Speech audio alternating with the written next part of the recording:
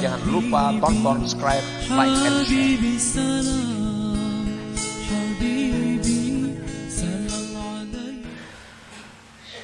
Wa ammal qabdu, adapun sempit hati, sumpah, risau, imma bisababin wa imma bighairi sabab. Kadang-kadang kan apakah hati rasa kada karuan. Nah itu bisa ada sebabnya, bisa kada ketahuan sebabnya. Padahal kada dicela orang kada ada, kehilangan harta kada ada, kehilangan apa kada ada, tapi kenapa hati ini rasa kada nyaman, rasa gelisah. Nah itu bisa terjadi. Amma asbabuhu thalatha, adapun sebabnya sempit hati, adapun sebab-sebabnya kerisauan hati ada 3. Zambun ahdastahu, pertama dosa yang kau lakukan, dosa yang kau lakukan. Karena jar Nabi tadi orang beriman itu bila berbuat dosa imbahnya itu sedih. Itu orang beriman, bila imbah berbuat dosa pasti sedih. Nah jadi kenapa hati ini sedih, hati ini rasa sumpah?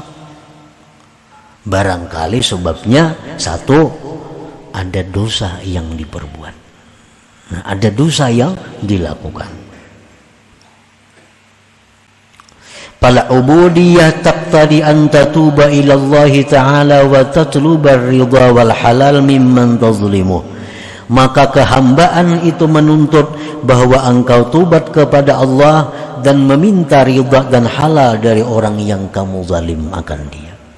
Kalau kita ini susah hati, kalau kita ini gelisah hati, tahu sebabnya karena ada dosa yang dilakukan, segeralah tubat.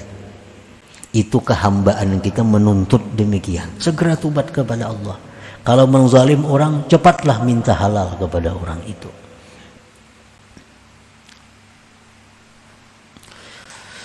Au dunya zahabat au naqasat minka, atau hati sumpah, hati sedih, hati risau itu disebabkan dunia yang hilang atau berkurang dari engkau.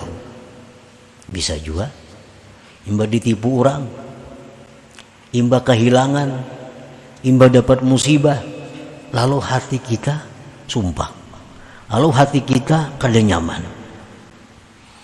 Nah ini kada nyamannya hati disebabkan kehilangan dunia atau kekurangan dunia. Fal ubudiyah taqtadi an tardha bi qada'illahi ta'ala wa tahtasiba, maka kehambaan diri engkau itu menuntut bahwa engkau ridha dengan ketetapan Allah dan engkau mengharapkan pahala daripada Allah. Nah, di waktu hati kita sedih karena kehilangan dunia atau karena kurangnya dunia, di saat kita sedih itu kita dituntut untuk ridha kepada ketetapan Allah dan menunggu pahala daripada Allah Subhanahu wa ta'ala. Itu untuk mengatasi kesusahan hati disebabkan hilangnya atau kurangnya daripada dunia. Au zalimun yu'dhika fi nafsik au irdik, sebab yang ketiga sumpah sakitnya hati, risaunya hati itu karena ada orang zalim yang menyakiti diri engkau atau pribadi engkau. Nah, kita disakiti orang zalim, kita dihina oleh orang, kita difitnah oleh orang, lalu kita sedih.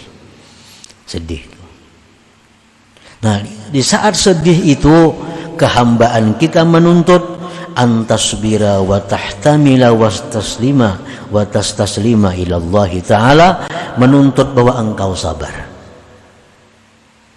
dan sandang dan serahkan kepada Allah Subhanahu wa Ta'ala.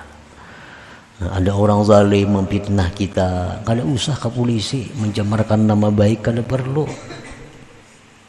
Ada misal difitnah orang ini mengadukan ke polisi pencemaran nama baik, itu kada perlu, kada ada untungnya. Nah, kalau kita mencari akhirat, kecuali untuk kejayaan dunia, nah itu terserah aja lagi. Kalau untuk akhirat mengadu ke polisi karena kita difitnah orang, itu kada ada untungnya. Sabarlah sabar, sandang, serahkan kepada Allah. Nah, itu paling baik. Dan tindakan Allah lebih cepat dari tindakan polisi. Nah, polisi kan perlu saksi, mana saksinya? Nah, berapa hari mau urus mencari saksi segala macam. Allah Ta'ala untan langsung. Di saat kita melapor, saat itu diterima. Dan kada perlu ada saksi kalau kita dizalim atau dianiaya orang. Nah, jadi apabila kita sakit hati, sumpah hati karena ada yang memfitnah kita, ada yang mengganggu kehormatan kita, nah sabar. Kada usah dilawan artinya. Kada usah dilawan. Bila melawan itu berusia labihan, kita jadi orang zalim. Melawan itu kalau kelabihan lawanannya. Baik amun kawapas dan sulit kawapas itu. Kalau kau diketahui pas kadanya. Nah, kalaunya itu labihan, kita jadi 2 kali dosa. Kita jadi 2 kali sakit. Pertama sakit dizalim orang, nang kedua kita sakit dapat dosa karena labihan membalas. Nah, jadi apabila kita sakit hati karena diganggu orang diri kita, kehormatan kita, maka sabarlah dan sandang. Sandang aja.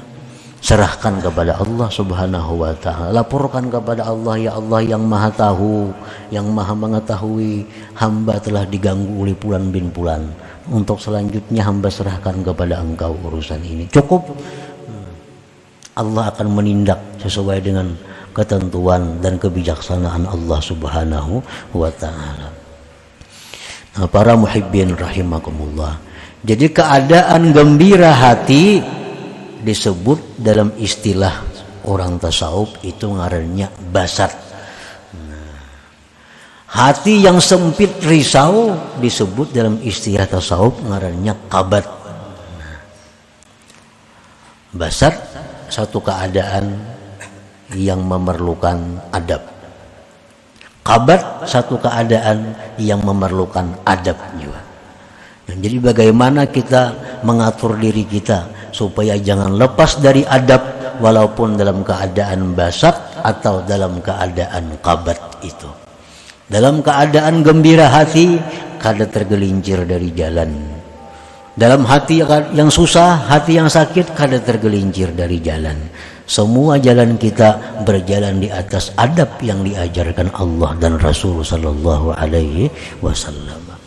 Nah, orang-orang salikin, orang-orang yang pemula dari arifin itu selalu silih berganti datang.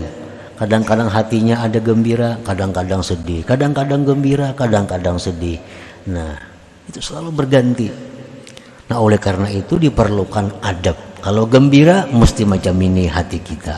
Kalau susah, gelisah mesti macam ini hati kita. Supaya kedua-duanya membawa kepada martabat kita yang lebih tinggi di sisi Allah Subhanahu wa ta'ala.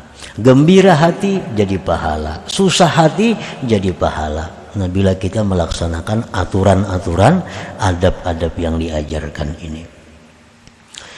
Wal i'tidal huwa li ahli nihayah min al-arifin li ahli maqamil jam'i wa jam'il jama'. Sedangkan makam keadaan i'tidal. Nah, orang ini kada tahu di kabat, kada tahu di basat. Ini kada tahu di gembira, kada tahu di sakit hati orang ini. Nah, ini keadaan orang-orang yang sudah di puncak ma'rifat. Orang-orang yang sudah berada di makam jama' dan jam'ul jama'. Wa sayati bayanuhu, dan selagi akan datang keterangannya itu. Summa qala al-Imam Ahmad ibnu Athaillah Sakandari fil hikmatis tasi'ah wa sab'in wal hikmatis samanin. Kemudian pengarang hikam Imam Ahmad bin Athaillah menyebutkan dalam hikmah yang ke-39 dan yang ke-80, al-arifun idza busitu akhwafu minhum idza kubidu wa la yaqifu ala hududil adab bil basti illa qalil. Lanjutannya dari hikmah yang ke-30, yang ke-78, yang ke-70, yang ke-78, sambungannya ke-79, orang-orang yang arif, orang-orang yang arif tingkatan pertama, Mereka itu lebih takut kalau berada di waktu kelapangan hati dibanding keadaan mereka sakit hati. Nah, orang-orang arif itu mereka kalau hatinya senang, mereka lebih takut itu ketimbang hati mereka susah, hati mereka sedih. Kenapa sebabnya? Karena tidak bisa berhenti di batas-batas adab dalam keadaan gembira itu kecuali sedikit orang. Orang yang bisa berjalan lurus di dalam hati yang gembira itu cuma sedikit. Kebanyakannya orang yang datang kegembiraan itu tergelincir daripada jalan yang benar. Orang yang datang nikmat harta biasanya lupa diri menggunakan harta. Orang yang dipuji orang biasanya takabur dengan pujian-pujian itu. Orang yang menyelesaikan ibadah yang sulit biasanya ujub dengan dirinya. Nah, sedikit sekali orang yang dalam gembira itu bisa lurus. Nah, sedangkan orang yang dalam keadaan sakit hati banyak yang lurus. Dulu kada pernah berzikir, sakit hati banyak zikir. Nah, itu banyak manusia. Lagi senang, lagi kaya, jarang ada memegang Al-Quran, jarang ambil tasbih. Nah, sudah duit tapi ada lagi, hutang banyak, Quran kada lepas di tangan, tasbih nang digulung bandak sama sekali.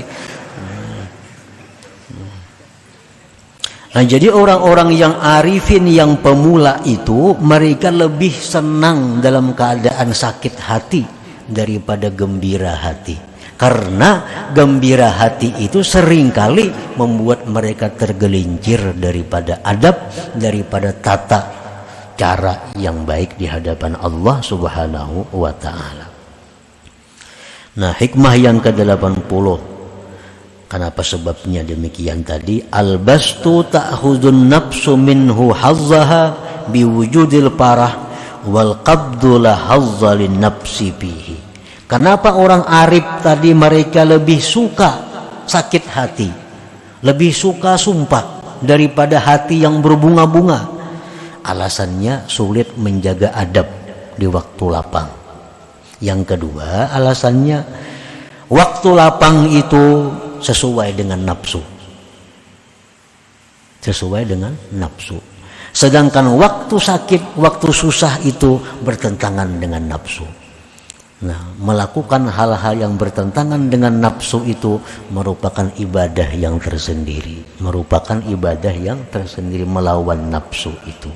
Nah, dua sebab itulah orang-orang yang berada pada makam ma'rifat yang pemula, mereka itu menyukai keadaan-keadaan yang sedih, keadaan-keadaan yang susah, agar mereka bisa lurus di jalan yang benar, agar mereka bisa berjalan di atas adab yang benar. Nah, para muhibbin rahimakumullah, selanjutnya hikmah yang ke-81.